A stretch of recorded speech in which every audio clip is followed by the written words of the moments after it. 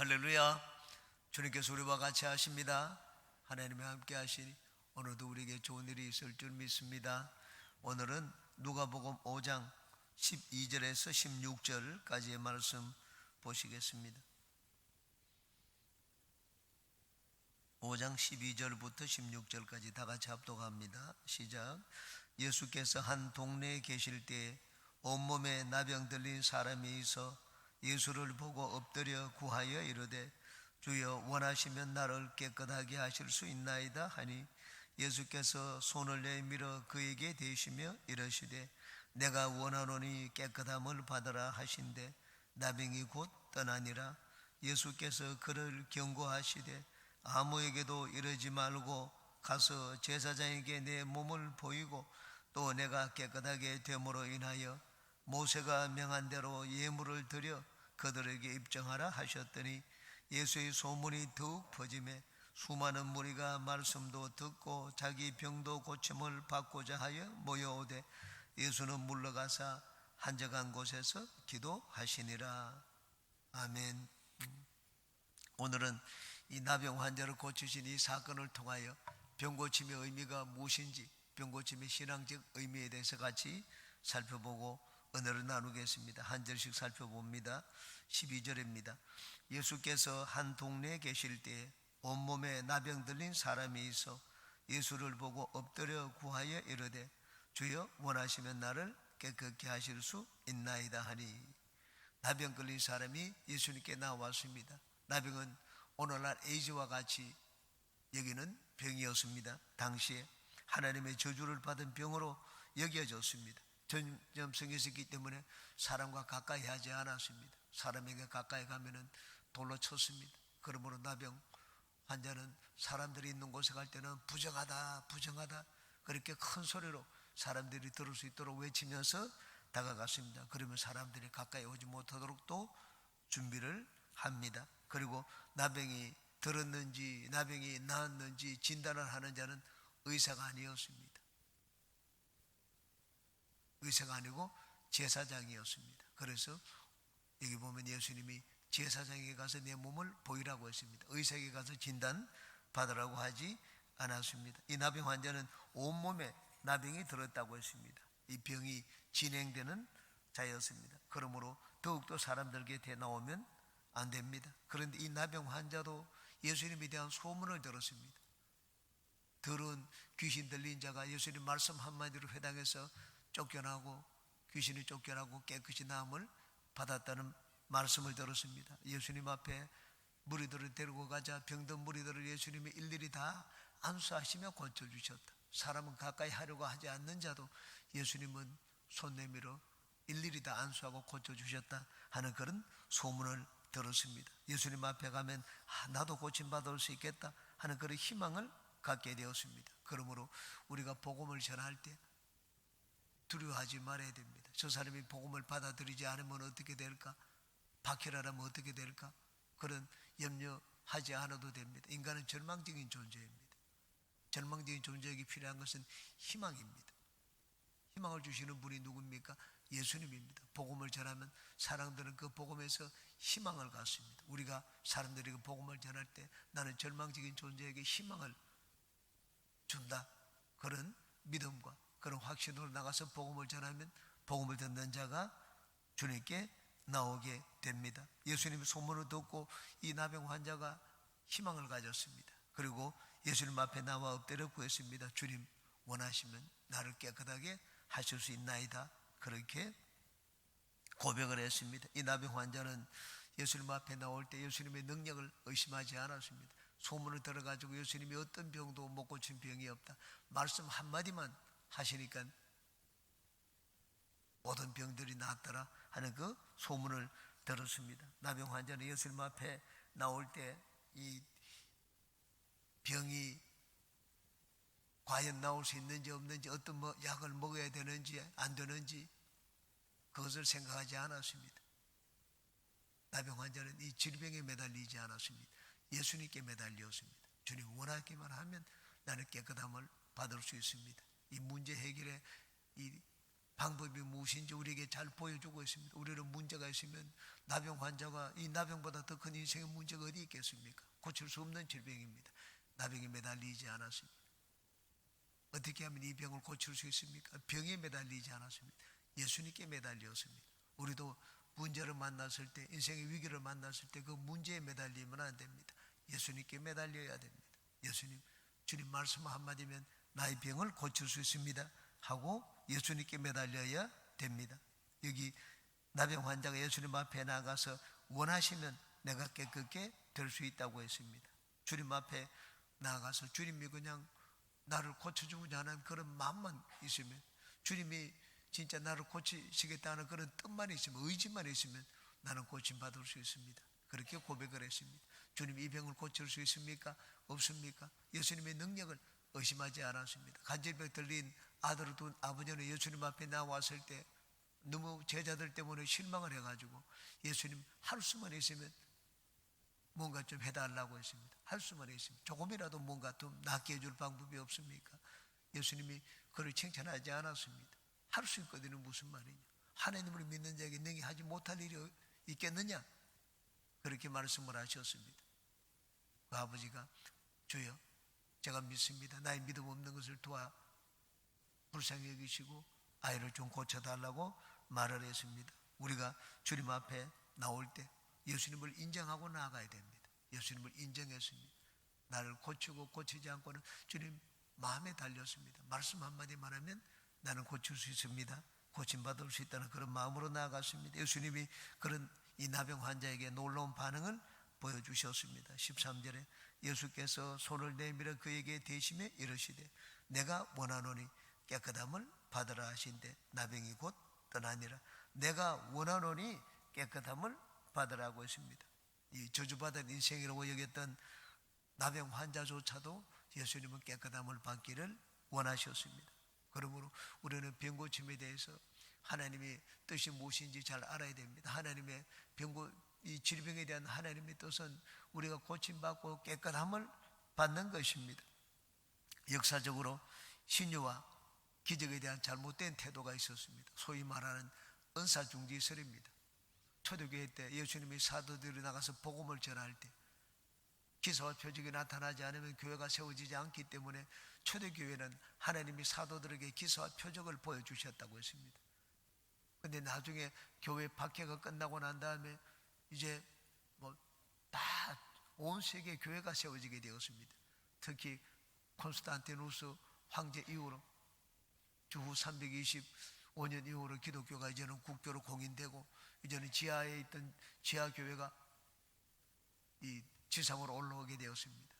교회가 어느 곳에나 세상의 교회가 되고 그리고 모든 나라는 이제는 기독교를 국교로 받아들이게 되었습니다. 예수님을 믿는데 기사와 표적을 보여줄 필요가 없었습니다. 그래서 어거스틴이라는 이 교부는 가장 뛰어난 교부입니다. 어거스틴이라는 교부는 기사와 표적은 사도시대 때 있었지만 지금은 기사와 표적이 사라졌다, 그런 주장을 했습니다. 개신교 신학의 아버지가 되는 자가 바로 이 어거스틴입니다. 이 어거스틴의 학설을 나중에 이 종교개혁자들이 받아들였습니다. 루터가 받아들이고 칼빈이 받아들였습니다. 칼빈이 이 어거스틴의 은사중지설을 받아들여가지고 가톨릭과 이 교회론 논쟁을 할 때 오늘날 이 가톨릭이 그냥 기적을 보여주면서 하나님은 우리 편에 있다고 얘기를 하는데 하나님은 그쪽 편에 있는 것이 아니고 하나님은 우리 쪽에 있다, 우리 개신교 쪽에 있다고 주장을 했습니다. 기적을 보여주면서 예수님을 믿어라, 하나님을 믿어라고 하는 것은 가짜라고 했습니다. 전부 하나님이 이미 우리가 다 아는데, 하나님이 계신 거 다 아는데 일부러 그 표적 보여주면서 하나님을 믿으라고 할 필요가 있느냐고 했습니다. 오늘날 누구든지 하나님을 다 아는데 기적을 보여주면서 믿으라고 하는 것은 그건 잘못된 가르침이다. 그것은 가짜다. 가톨릭은 가짜고 개신교가 진짜이며 하나님은 개신교 쪽에 있다고 주장을 했습니다. 루터는 기사와 표적에 대해서 인정을 했습니다. 그런데 뭐 문둥병자 고침받고 눈먼자가 보게 되고 귀머리가 들리고 안전병이가 일어나고 이런 기적은 이제는 영적으로 일어난다고 했습니다. 영적으로 귀머리가 듣게 되고 영적으로 눈먼자가 보게 되는 것, 이 영에 일어나는 것, 이것이 놀라운 기적이라고 했습니다. 육체에 일어나는 기적과 영에 일어나는 기적은 하늘과 땅이 차이가 있는 것처럼 비교가 되지 않는다고 했습니다. 오늘날 진짜 기적은 영에 일어나는 기적이지 육체에 일어나는 기적이 아니라고 했습니다. 20세기 들어왔습니다. 20세기 들어와서 미국의 프린스턴 신학교의 교장이었던 벤저민 워필드 장로교입니다. 벤저민 워필드는 은사중지서라는 책을 써내었습니다. 기적, 어제와 오늘, 어제의 기적, 오늘의 기적, 이 부제를 달았습니다. 가짜 기적. 어제의 기적은 진짜지만 오늘의 기적은 가짜라고 했습니다. 어제의 기적은 사도들에게 교회를 세우라고 주셨기 때문에 진짜 하나님이 주신 기적이지만 오늘의 기적은 그건 성도들을 기만하고 성도들에게 거짓으로 보여주는 가짜 기적이라고 얘기를 했습니다. 이 벤저민 워필드의 은사중지설, 이 가르침을 따라가지고 많은 개신교, 특히 장로교죠, 개신교에서 기적을 부인했습니다. 오늘날은 기적이 나타나지 않는다. 한국 교회도 그런 가르침을 따라왔습니다. 지금은 이제는 달라졌습니다. 왜? 장로교도 성령을 인정하고 성령 운동을 동참을 합니다. 그래서 기적에 대해서 믿습니다. 그러나 보수적인 개신교에서는 오늘날 일어나는 기적을 믿지 않았습니다. 제가 91년도 카나다 갔는데 그 카나다 리전 칼리지에 갔습니다. 세계적으로 뛰어난 신학교입니다. 그 세계적으로 뛰어난 신학교에 제임스 패커라는 신학 교수가 있습니다. 세계적으로 뛰어난 신학 교수입니다. 백과사전, 걸어다니는 백과사전이라고 불리는 자였습니다. 그런 말하기를 오늘날 교회에서는 병을 고칠 그런 권세도 없고 그런 자격증도 없다는 말을 하는 것을 들었습니다. 병을 고치는 것은 의사지, 병원이지. 교회는 병을 고치는 것이 아니다. 교회에서 병을 고치는 것, 이 병고침 연사 이런 걸 인정하지를 않았습니다. 초대교회는 그랬지만 오늘날은 그렇지 않다고 얘기를 했습니다. 이게 얼마 전까지만 해도 우리 개신교 전체를 지배하고 있던 잘못된 신유에 대한 가르침이었습니다. 소위 말해서 은사중지설. 초대교회 때는 은사가 필요했지만 교회를 세우기 위해서 하나님이 누구신지 보이기 위해서 은사가 필요했지만 오늘날은 이젠 예수님을 다 잘 믿고 있는데 교회가 세워졌는데 또 기사와 표적을 보여주는 것은 가짜라고 했습니다. 우리는 이 기사와 표적에 대해서 올바른 태도를 가져야 됩니다. 보수적인 개신교의 그런 태도가 완전히 전적으로 잘못된 것이 아닙니다. 보다 더 중요한 것은 이 바른 신앙을 갖는 것입니다. 이 하나님 말씀에 바로 서는 것입니다. 병 고침보다 더 중요한 것은 하나님 말씀입니다. 병을 고치는 것 또는 기사의 표적을 보여주고 하나님 말씀을 떠나서 우리가 다른 신을 믿자 그렇게 얘기하면 그것은 가짜니 그런 말을 하는 자들은 돌로 치라. 하나님의 선지자가 아니라고 했습니다. 그러므로 병 고침은 우리 신앙의 전부라고 생각을 해서는 안 됩니다. 병 고침은 우리 신앙의 목적으로 생각해서는 안 됩니다. 보다 더 중요한 것은 하나님 말씀입니다. 신앙의 중심은 하나님 말씀대로 사는 것입니다. 여러분 아무리 병을 고치더라도 하나님 말씀 떠나가지고 다른 신을 섬기고 다른 경제를 내놓는 건 그건 가짜입니다. 다른 이단들을 보십시오. 이단들에게 기적이 안 일어나는 것이 아닙니다. 이단들에게도 기적이 일어납니다. 제가 저희 아버지가 제 고등학교 다닐 때 암에 걸렸습니다. 그런데 당시 대구의 경북체육관에서 문선명이 와가지고는 집회를 했습니다. 당시에 문선명이 막 병을 고치는 그런 능력이 많이 나타난다는 그런 말을 했습니다. 그 고등학교 이 친구였던 제 친구가 제가 아버지에 대해서 병 고침에 대해서 늘 걱정하고 하니까는 같이 한번 그 체육관에 가보자고 했습니다. 그 병 고침 역사가 일어날 수가 있으니까. 그래서 저는 당시에는 예수님을 믿지 않았습니다. 아무것도 모르고 아버지 병을 고칠 수 있다, 아버지 암이 나올 수 있다는 그 말을 듣고 그 집회 갔던 적이 있습니다. 물론 통일교에 들어간 것이 아닙니다. 그러나 하나님을 알지 못하는 사람들, 세상 사람들은 병 고침을 얘기하고 여기 놀라운 일이 일어난다 하면 거기 놀라운 일이에요. 내 삶의 문제를 해결해 준다고 하면 거기 빠질 수가 있습니다. 우리는 예수님을 믿고 아는 우리들은 더 중요한 것이 무엇인지 잊으면 안 됩니다.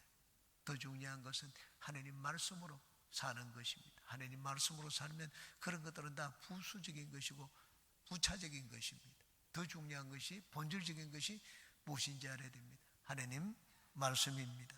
여기 병을 고치는 하나님이 오늘날도 병을 고치시는 내가 원한다고 했습니다. 내가 원하노니 깨끗함을 받으라. 예수님이 원하는 바입니다. 예수님이 원하시니 깨끗함을 받으라. 그러므로 오늘날도 이 병을 고치시는 하나님 어제나 오늘의 영원토록 변함이 없지 않습니까?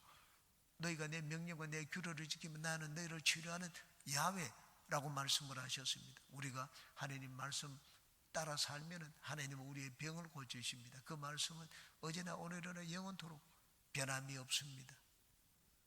하나님은 병을 고치십니다. 그러나 우리가 병 고침을 받을 수가 있지만 중요한 것이 무엇인지 그것을 잊어버리면 안 됩니다. 그것은 뒤에 나오는 것처럼 이제는 하나님의 말씀으로 사는 것입니다. 여기 예수님이 나병 환자에게 병을 고쳐주실 때 손을 내밀어 그에게 대시며 이르시되 라고 했습니다. 손을 내밀어 대었습니다. 접촉을 하셨습니다.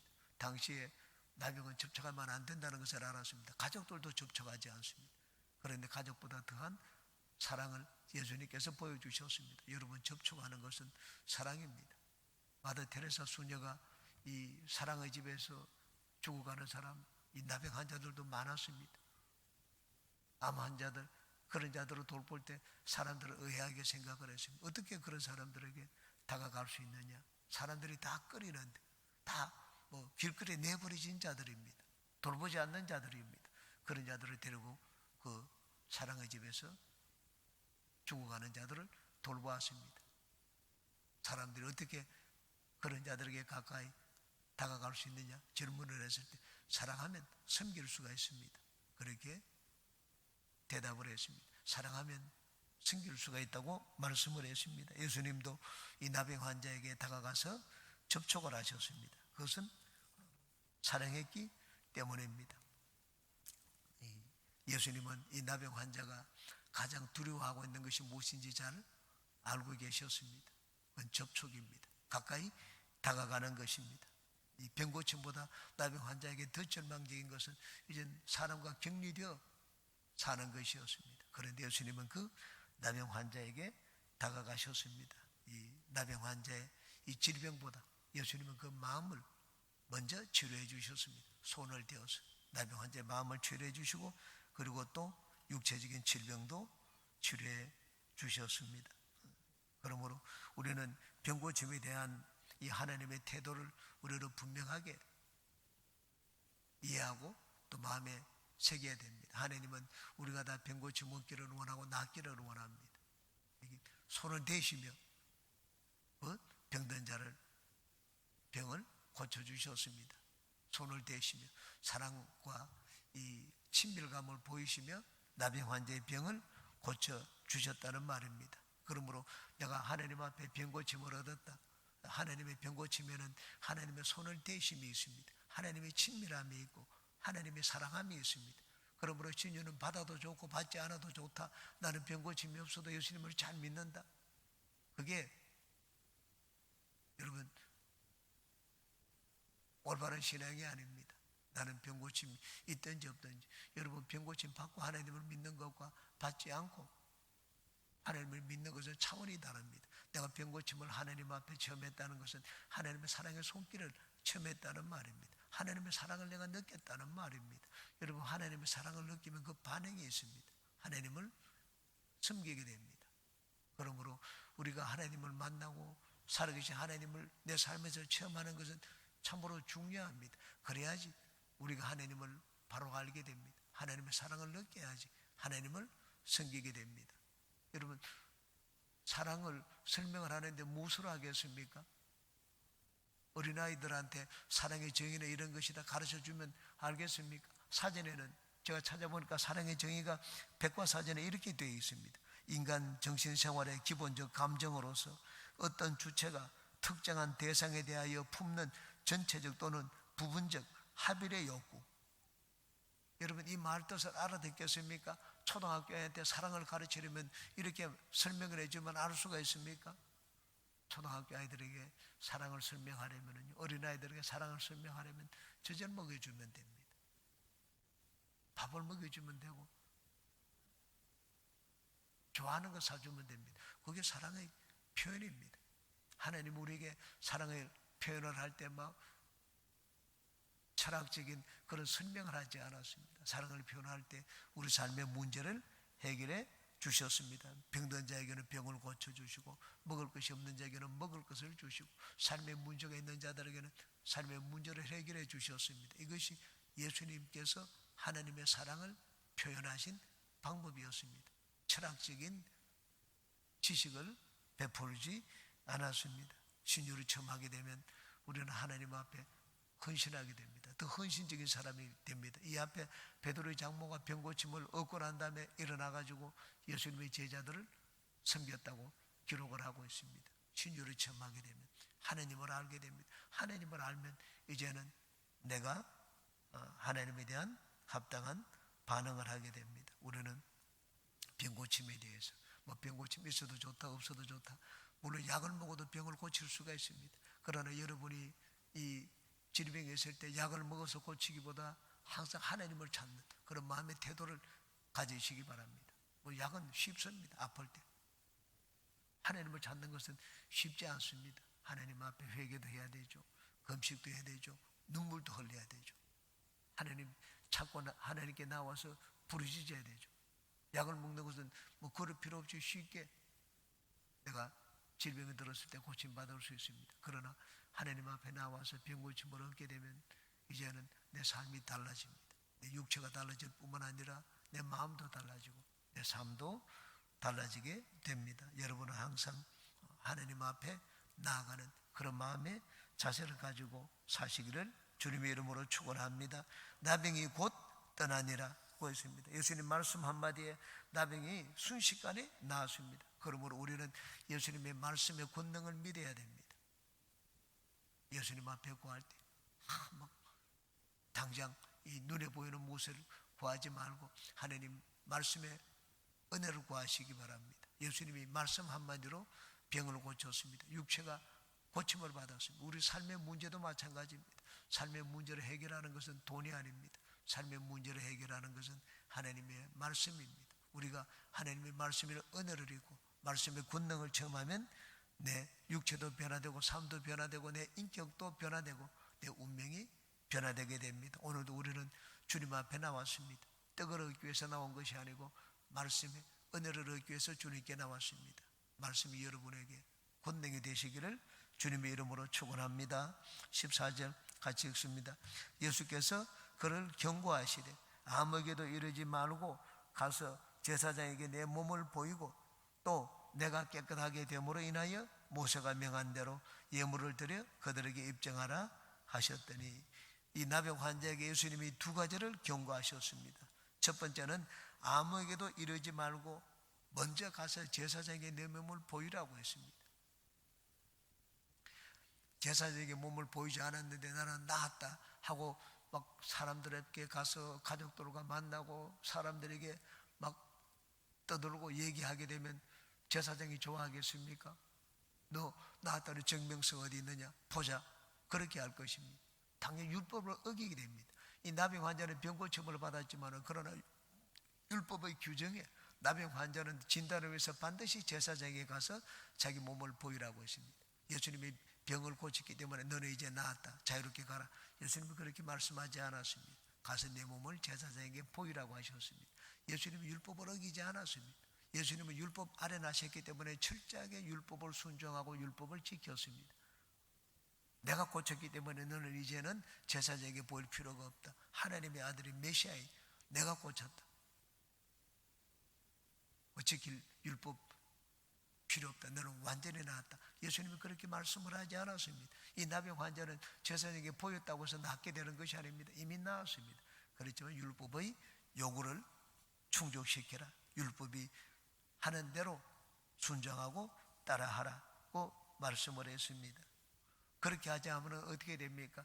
예수님의 사역을 하는데 어려움을 겪습니다. 누가 이렇게 했느냐? 이 나병 환자가 막 예수 제사장에게 먼저 자기 몸을 보이지 않고 막 떠벌리고 다니게 되면 누가 어려움을 겪게 됩니까? 예수님이 어려움을 겪게 됩니다. 예수님의 사역을 하시는데 대적자들이 그냥 많은 또 공격을 받게 됩니다. 이들은 예수님을 나중에 고소했습니다. 왜 고소했습니까? 안식법을 어긴다고 고소를 했습니다. 율법을 어긴다고 고소를 했습니다. 예수님은 사역을 하시지만 율법을 어기지 않았습니다. 침대도 다 받으셨습니다. 사람으로 나셨기 때문에 사람의 지킬 도리를 다 하셨습니다. 그래서 예수님이 먼저 제사장에 가서 내 몸을 보이라고 말씀을 하셨습니다. 그 다음 두 번째, 또 네가 깨끗하게 됨으로 인하여 모세가 명한 대로 예물을 드려 그들에게 입증하라, 그렇게 말씀을 했습니다. 두 번째 경고 역시 하나님의 율법을 지키라는 것이었습니다. 병고침 받은 것을 가지고 끝을 맺지 말라고 했습니다. 병고침 받은 것으로, 병고침 받고 난 다음에 내가 하나님 앞에 어떤 반응을 드려야 될 것인지 하나님 말씀에 있는 대로 그렇게 하라고 했습니다. 나병에서 고침받았다는 진단을 받게 되면 먼저 예물을 가지고 하나님 앞에 나가서 제사를 드려야 됩니다. 하나님 앞에 예물을 드려야 됩니다. 우리는 하나님 앞에 언어를 체험하는 것, 이게 병고침 받은 것처럼 언어를 체험하는 것을 신앙의 전부라고 생각해서는 안 됩니다. 그것으로 내가 언어를 받았다, 그걸 신앙의 매점으로 생각해서는 안 됩니다. 언어를 받은 것의 매점은 무엇입니까? 우리 신앙의 끝매점은 하나님 앞에 영광을 드리는 것입니다. 하나님 앞에 영광을 드리는 것, 그리고 또 하나님 말씀에 순종하여 사는 것입니다. 하나님 말씀대로 하나님 앞에 감사하고 하나님 앞에 영광을 드리는 것, 그것이 우리 신앙의 끝매점이 되어야 됩니다. 예수님이 두 가지를 당부하셨습니다. 너 이제는 병고침을 받았기 때문에 철저하게 하나님 말씀에 순종하여 살라. 말씀에 있는 대로 제사장에게 먼저 내 몸을 보이고, 그리고 진단을 받고, 그리고 먼저 하나님 앞에 예물을 드리라고 했습니다. 이 병행구절이, 이 사건의 병행구절이 마가복음에 있습니다. 마가복음 1장 4절에 이렇게 되어 있습니다. 그러나 그 사람이 나가서 이 일을 많이 전파하여 널리 퍼지게 하니, 그러므로 예수께서 다르시는 드러나게 동네에 들어가지 못하시고 오직 바깥 한적한 곳에 계셨으나 사방에서 사람들이 그에게로 나오더라. 여기 있는 말씀이, 이 문둥병자가 나병 환자에게, 이 제사장에게 자기 몸을 보이지 않았다는 그 구절은 여기는 없습니다. 누가복음에는. 마가복음에는 있지만 15절을 보십시오. 예수의 소문이 더욱 퍼지매 수많은 무리가 말씀도 듣고 자기 병도 고침을 받고자 하여 모여오되, 예수님이 이 사역을 하는데 어려움을 겪게 되었습니다. 그래서 그 다음 절에 보면 예수님이 한적한 곳으로 가셨다고 말씀을 했습니다. 15절의 뒷부분, 무리가 말씀도 듣고 자기 병도 고침을 받고자 하여 모여오되 라고 했습니다. 나병을 고침받는 것, 병 고침을 받는 것보다 더 중요한 것이 있습니다. 말씀도 듣고 자기 병도 고침을 받고자 하여, 이 하나님 말씀을 듣는 것입니다. 소문이 나니까는 무리들이 다 예수님 앞에 나왔습니다. 말씀을 듣기 위하여. 병고침에, 이 병고침 우리 신앙의 목적과 알맹이가 되어서는 안 됩니다. 또 내가 잘 되는 것이 내 신앙의 목적이 되어서는 안 됩니다. 예수님을 믿는 이유가 되어서도 안 됩니다. 우리가 하나님 앞에 나오는 것은 하나님 말씀으로 살기 위해서입니다. 우리가 신앙생활을 하는 것은 내가 신앙의 중심에 있어서는 안 됩니다. 나를 위해서 내가 하나님을 믿는 것이 아니고 하나님을 위해서 내가 하나님을 믿습니다. 처음에는 나를 위해서 믿죠. 내가 잘 되고 내가 막 문제를 해결하고 나도 내가 복을 받기 위해서 처음에는 나를 위해서 예수님을 믿습니다. 그런데 이제 신앙이 자라게 되면 이제 하나님을 위해서 우리는 하나님을 믿습니다. 바울 사도는 예수님을 위해서 예수님을 믿었습니다. 예수님을 위해서 모든 걸 다 바쳤습니다. 우리 신앙의 출발은 내가 중심이 되어서 출발하지만 나의 문제, 나의 유익을 위해서 출발하지만 그러나 신앙이 이제는 성숙하게 되면 이제는 신앙의 목적과 이유가 바뀌게 됩니다. 신앙이 자랐는데도 내가 얼마 동안 믿었는데도 여전히 내가 신앙의 중심에 있는 것은 아직까지 신앙의 유아적인 태도를 버리지 못한 것입니다. 신앙이 자라게 되면 이제는 내가 신앙의 이유가 아니라 하나님이 우리 신앙의 이유와 목적이 되어야 됩니다. 그러기 위해서는 말씀을 더 중요하게 얘기해야 됩니다. 신앙에 보다 중요한 것은 병고침보다도 하나님의 말씀입니다. 16절에 예수는 물러가사 한적한 곳에서 기도하시니라. 예수님은 사람들이 찾았지만은 그들을 피했습니다. 왜냐하면은 예수님이 그들 앞에 나아가면은 무리들을 잘못 인도했다. 이 거짓 선지자입니다. 잘못 가르쳤다. 예수님이 이 중요한 것은 병을 고치는 것이 아닙니다. 예수님이 나중에 재판을 당했을 때 예수님의 이 고소한 그 죄명이 거짓 선지자였습니다. 선지자는 가르치는 자입니다. 거짓 선지자. 이 병 고침 받은 것이 문제가 아니었습니다. 그래, 병을 고치고 난 다음에 네가 어떻게 했느냐? 올바로 가르쳤느냐? 잘못 가르쳤느냐? 예수님 외에도 이 당시에 이 이스라엘에 많은 이적 행사자들이 있었습니다. 그런데 유독 예수님을 고소했습니다. 왜? 예수님이 잘못 가르쳤다. 너희는 안식법을 어기게 만들었다. 왜 병을 고치고 난 다음에 그 들것을 가지고 걸어가라고 말을 하느냐? 안식법을 어겼다고 했습니다. 왜 병을 고치고 난 다음에 제사장을 먼저 찾아러 가지 않느냐? 그래서 예수님이 꼭 제사장을 찾아라. 먼저 내 몸을 보이라고 말씀을 하셨습니다. 예수님이 결코 잘못 가르치지 않았습니다. 이 사람들이 예수님을 잘못 전했기 때문입니다. 그래서 예수님이 그런 오해를 받아가지고 대적자들의 반대를 받게 되었습니다. 그러나 그것도 다 하나님의 뜻이었습니다. 하나님의 작정한 대로 예수님은 십자가를 지시는 삶을 사셨습니다. 그러나 여기 예수님이 물러가사 한적한 곳에서 기도하셨다고 말씀을 했습니다. 예수님은 사람들을 피하셨습니다. 왜냐하면은 이 사람들이 예수님이 말씀하신 대로 하지 않았기 때문에 예수님은 율법을 어긴다, 율법에 어긋나게 백성들을 인도한다, 그런 가르침을, 그런 말을 들을 위험성이, 소지가 있었기 때문입니다. 그래서 신앙의 중요한 것을 놓치고 있는 이 무리들에게 둘러싸이지를 않았습니다. 그들을 피해서 하나님을 찾았습니다. 그러고는 기도하셨습니다. 우리도 예수님의 태도를 본받아 예수님은 막 병을 고쳤다고 해서 무리들 가운데 둘러싸이지 않았습니다. 사람들이 전부 자기를 나타내기 위해서 그런 마음을 가지고 있습니다. 예수님은 그렇게 하시지 않았습니다. 신앙의 중요한 것이 무엇인지 예수님은 분명히 알고 계시고 또 무리들이 그렇게 따르지 않자 그것을 위해서 하나님 앞에 나가서 기도했습니다. 우리도 높은 데 마음을 두지 말고 신앙의 중요한 것이 무엇인지 항상 마음에 새겨서 그것을 따르고 순종해서 사는 우리 모두가 되시기를 주님의 이름으로 축원합니다. 기도하겠습니다. 좋으신 주님, 오늘도 우리를 주의 전으로 불러주시니 감사합니다. 하나님 말씀으로 사는 우리가 되게 도와주시고 말씀